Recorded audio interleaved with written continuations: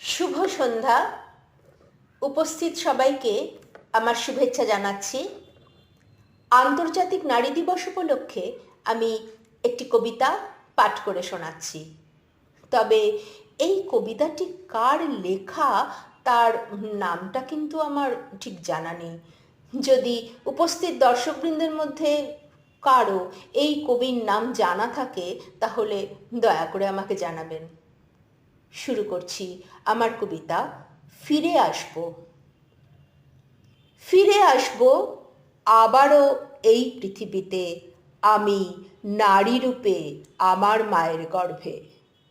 যদি তুমি জিজ্ঞাসা করো পরের জন্মে কি হয়ে জন্মাতে চাও, আমি এক মুখ হাসি নিয়ে বলবো, এই সুন্দর পৃথিবীতে আবার নারী রূপে জন্ম নিতে চাই।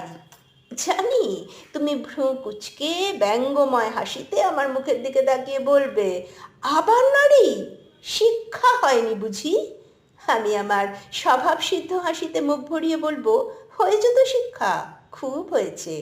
তবে ঠিক কতটা গ্রহণ করতে পেরেছি তা প্রমাণ করার জন্যই আবার ফিরব নারী রূপে এই পৃথিবীর কোলে। আমি সীতামা, নিজের সতীত্বের প্রমাণ দিতে মুখ বুঝে অগ্নি পরীক্ষা আর মেনে নেব না।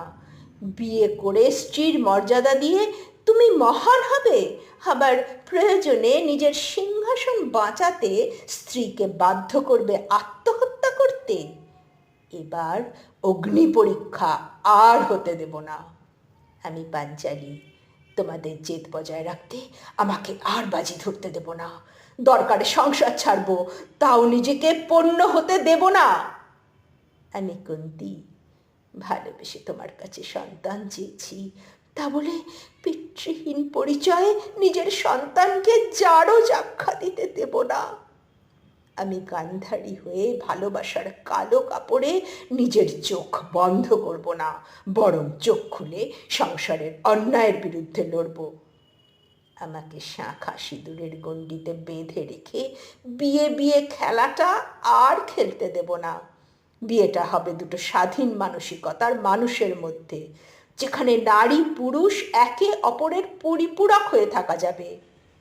এই জন্মে প্রতিটি পাঁজরে পাঁজরে যে অপমান, লাঞ্ছনা, দুঃখ, কষ্ট গেঁথে দিয়েছ, পরের জন্মে সবটা মনে রেখে নিজের নারী সত্তাকে জাগ্রত করে ফিরে আসবো। আর তার প্রস্তুতি শুরু হয়ে গেছে এই জন্মেই। সেকালের সীতা থেকে একালের ধর্ষিতা সবাই একজোটে একসাথে ফিরে আসবো নিজেদের অধিকার, সম্মান, স্বাধীনতা বুঝে নিতে। প্রতি জন্মে হব নারী, এটাই আমার অঙ্গীকার। নমস্কার।